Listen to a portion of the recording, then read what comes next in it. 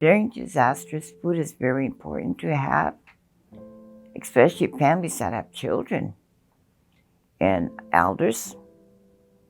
You have to be prepared because you look at your family and see what kind of medical problems they have. And like on the reservation, there's a high rate of diabetes. And you always have to have something sweet. And it's really important to at least have, going back, like for the summer months, prepare yourselves. There's a lot of wild berries out there, and pick them and preserve them. If you have a family member that's a hunter, make sure that they get like a deer. I really love the deer meat. What we usually do is prepare that for every season, and like in the fall, we start making jerk meat and put those away, store them away in a good place where you could use them, during winter months. And I'm really thankful that I have a stove in my home, a propane, and that kept us going to make soup. And I always make pemmican, wasna. Always make sure you have that too. And especially teach the younger girls how to make those so they'll help you. And with anything that's sweet, such as you have a family member that's diabetic, make sure you have like choke cherry patties, and you could make your pudding with that.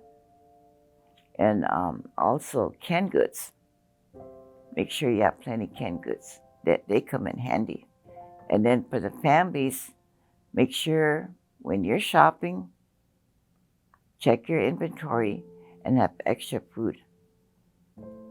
Especially, like sugar. I know today, everybody uses a lot of sugar, and baking powder, flour. And I learned a lot with partnership with Native Americans is dehydration. Dehydrating our fruits, such as bananas, apples, pineapples. And I like to see more families coming to the trainings that we'll be having. And involvement is very important. And so during a natural disaster, you never know if it's gonna rain, there'll be flooding going on, fires, storms such as snowstorm.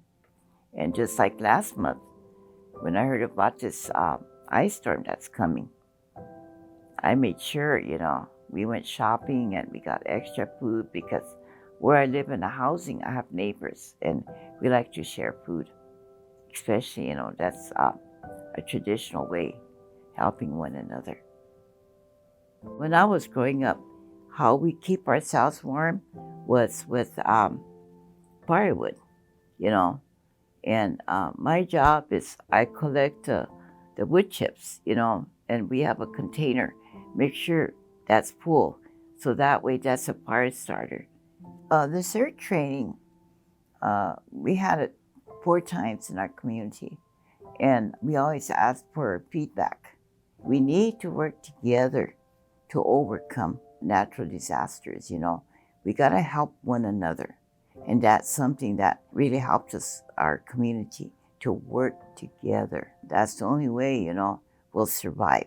And to tell you the truth, there's a lot of interest. So now, a lot of the young people are interested in that first responder training that we like to have, and also the EMT. Because today, EMTs, we don't have very much in our community. We used to have a nice base station, but that was closed down because the government took over. And today in Wombley, we're 97 miles away from Pine Ridge. That's where they're located, the EMTs. So it takes about 2 or 3 hours if there's an emergency that happens. But in the meantime, what we're doing is the CPR. We're working on a newsletter to the community to let people know who is certified for CPR or the CERT training. We have mostly the young people involved. And they enjoy it. They're just eager to go back, and I just sit back and watch them and sitting here thinking, praying and thanking the Creator for this unity that was brought to our community, And I've noticed that I was one of the elders that was there, and with the CERT training, it gives me a lot of confidence towards my people because they know what to do. And we have a phone tree. When something comes up, I try and contact all of them. And I always tell them to be on standby. After our first CERT training, after we got done, there was a car accident. And good thing I had my phone tree. So right away, I told 4 of them to told them the location, and we all showed up at the same time. We were so proud to have our vest on, and and although I'm handicapped, at least I have my cell phone, and we checked up on the victims, and we were thankful that medics showed on time. So that gave a lot of confidence to the community members, and we always meet at our monthly meetings, to encourage ourselves, So I'm really thankful that the CERT training is very, very important in our community, and our Complete Community Action Team, we organized that back in 2008, but it got a lot stronger back in 2016, whenever we got connected with partnership with Native Americans. They have a lot to offer. Honestly, we were very fortunate. So we're very lucky, and we just love all the trainings that we have the opportunity to. The one that's really great, they're all great, but we love that CPR and AD and first aid training. And also in our community, we started 3 years ago. We've been having, it's called the Community Emergency Preparedness Training, team training. Where I work, the Eagle Nest College Center, we're the first college center on the reservation to have an AD machine. And we're so proud of that. And now the school, about a year later, they got 2. They got theirs from the Shakopee tribe, and then families working together got one from PWNA, and now we're working on our local CAP office. So I really enjoy all the training that we came through, and I learned a lot about how to do mapping of our community. So we do that every 2 years because we have new programs coming in. The mapping is very important. What we do is we identify the programs, such as the school. What could they offer? Because we identified the needs of the community. And American Red Cross, they're the ones that do the shelter training.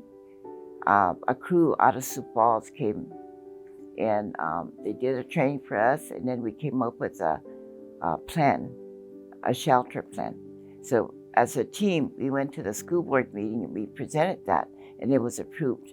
So if there's a natural disaster, such as like this ice storm that hit our area, the only time we could open that shelter is after a storm, like no electricity. And so we did a mock, and that really helped us out. But what we did was a shelter plan. We're well organized. Our group, we have a lot of volunteers get involved, like what's a dorm, who's going to be in charge of the dorm, and to enforce the rules, and the kitchen, registration, inventory. So well organized. With the mapping, it's really important. We even utilize our local ranchers and farmers.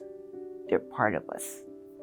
And then we look at the programs, such as our health center. We have a CEO. What could they offer to us?